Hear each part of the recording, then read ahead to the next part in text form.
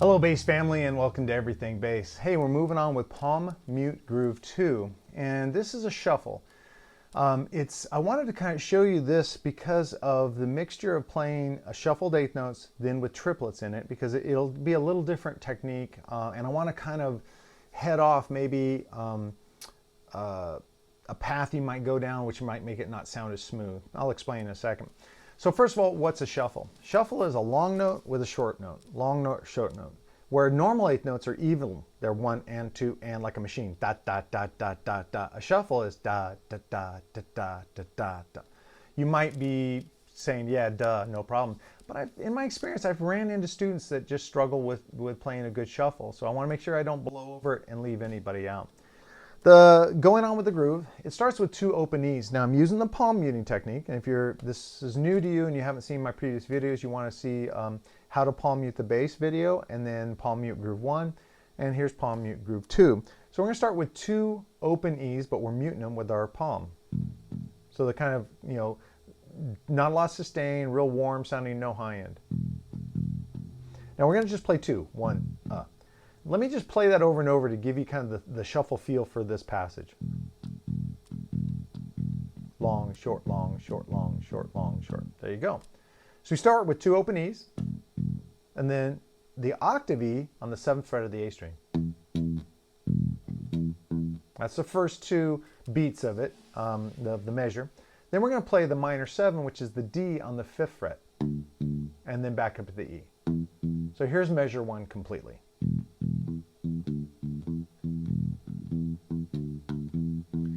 Now measure 2, I play a series of triplets, and a couple things I want to talk about with the triplets. Now triplets are 1 and a, 2 and a, 3 and a, 4 and a, so piece of cake there. When it comes to the muting, in this particular groove, I'm using my thumb and the index finger, and I'm playing on 1 string, so I'm having to play 1 and like this, 1 and a, 2 and a, 3 and a. You might think that it makes sense to go 1 and then on the next beat start with the thumb again, thumb, index, thumb, and on the next beat thumb, index, thumb. But that's actually counterintuitive to making a smooth groove. So we have 3 notes, 1 and but we have 2 fingers. So you're going to go like thumb, index, thumb. Now the next beat, you're going to go index, thumb, index, and then thumb, index. Now if you think, that seems hard, think of it this way. You're just going to do this. Everyone can do this. We can do it pretty fast. Whereas it'd be hard to go thumb, index, thumb, thumb, index, thumb, thumb, index. That's really hard.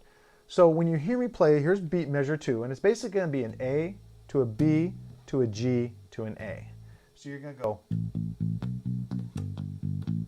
So I played the triplets, but I just kept alternating between the thumb and index. Let me play the first 2 measures so you can hear them together. All right. Now beat 3 or measure 3 is the same as measure 1. So you're going to do the same. And then for measure 4, I wanted to change it up. I also didn't want to give you guys the misconception that all your bass lines have to be full of lots of notes and rhythmic interest. Sometimes the best thing you can do is to offer something different. Now since the previous 3 measures I'm doing eighth notes and triplets, there's a lot of motion there. Measure 4, I'm just going to do half notes. I'm going to play the A for 2 counts, 1, 2, and the G for 2 counts, 1, 2. So you got this, listen to it in context with the groove, and it kind of seems like I'm ending the phrase, which is what I want. I want a sense of like a punctuation at the end of a sentence. So here it goes, the whole thing.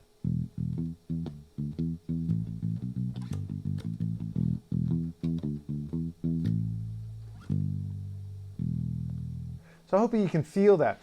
Now the inverse can be the same. Sometimes my bass line is very long notes and a lot of rests and I'm not playing much. So at the end of say 4 bars or 8 bars, I'll put a little something in that's opposite. I'm always trying to just offer to the listener a variety so that hopefully the bass line doesn't become monotonous and has more depth and interest. So something to consider when you're playing this.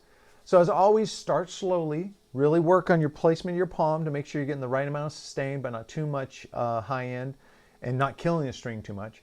And then just work slowly. Take the first 2 notes and just get comfortable. Now take the octave E and add it with it. Maybe that's all you need to do for now. It's going to sound strange, and I mentioned this before, but sometimes the fastest way to learn something properly is to practice slowly. And just kind of chew on that for a while, try it out, tell me if I'm wrong. Okay. Hey, we're moving on to a really great Encore item, and it's one I've been excited and waiting to put in, and then there's this new release. So one of my favorite bands is the Meters, and if you're not familiar with them, it'd be great for you to dive in and get into them. And this 2020 release from the year I'm actually shooting this video is a perfect way to do it. And it's called The Meters, Getting Funkier All the Time, and it's a collection of their works from 1968 to 1977. And including the Warner Records recordings, which were so popular.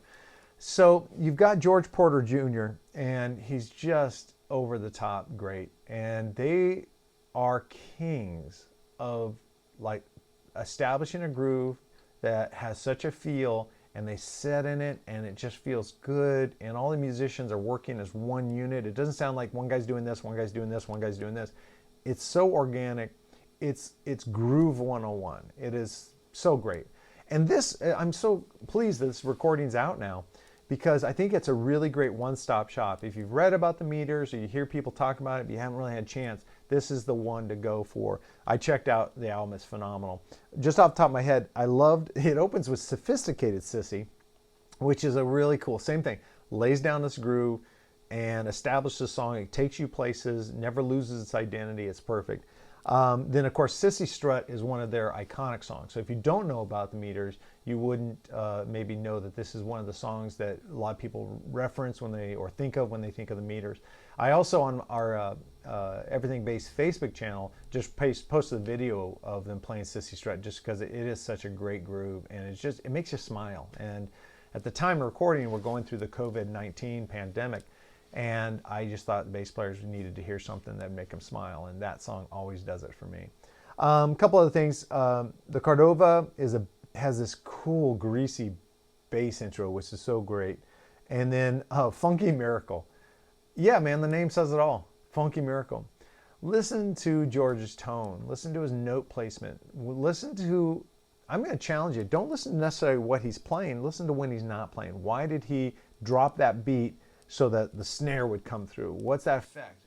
So if you're trying to add like really cool diversity to your playing and you just run out of ideas, listen to George. He's the case study in cool grooves, song like bass lines that serve the song and take it to a new place. And he's just a wonderful human being. So I can't recommend highly enough this new recording. Of course, you can go back and just check out their entire catalog. But if you're just not sure if listening to the Meters is what you want to do, checking this one album out will give you a really great overview of how awesome these guys are. All right, so we have Palm Mute Groove 2, and we have the Meters, Getting Funkier All the Time, the 2020 release. I hope you guys enjoy both. Let me know what you think. I always love when you guys will share, like, hey, I never checked this band out and they're awesome, or you'll listen to it and say, wow, I really didn't get it, it wasn't my cup of tea. Those are all cool answers. Those are positive answers. It's when someone says, oh, I listened to them, they're trash. That's negative. It's just they didn't appeal to you, and that's totally cool. But you should never try to say anything that's going to make someone else feel bad for liking them. And the last thing I want is in the comment section to have an argument, a flame war. That's just not what we're about. We're a unified family of musicians, bass players, and we take care of each other, and we support each other, and hopefully we learn from each other. If there's a band that you feel is like the Meters, suggest them in the comments below, because I love to hear all about new recordings and new bands all the time, because I don't want to be stagnant in what I'm listening to and what I'm creating. All right, guys, thank you so much. Of course, if you could subscribe to the channel, that's one of the best things you could do to help. If these are fun for you, if you've enjoyed these videos, if you're learning from them, if you could just take a moment, it's free to go down to the subscribe button, click on the subscription. It doesn't cost a thing, but it matters so much in the eyes of YouTube. And hit the little bell icon. That way you'll never miss when I post videos, which is usually on the weekends. And of course, if you could share, like the video, all those things really help. It really helps with the health of the channel. And you guys have always stepped up, and I appreciate it. Lastly, in the description below, you'll find the link to my Patreon page. Early on, people were saying, hey, I love the video, but you kind of, it'd be cool if you could give us access to the written material. Well, all of my lesson sheets for every video that needs one, I have material written in both standard notation and tab, and it's available for you for a really low fee. If you go to patreon.com and click the link, you'll be brought right to my page, which is Everything Bass. And then if you become a Backstage Pass member, at the time of recording, it's just $8 a month.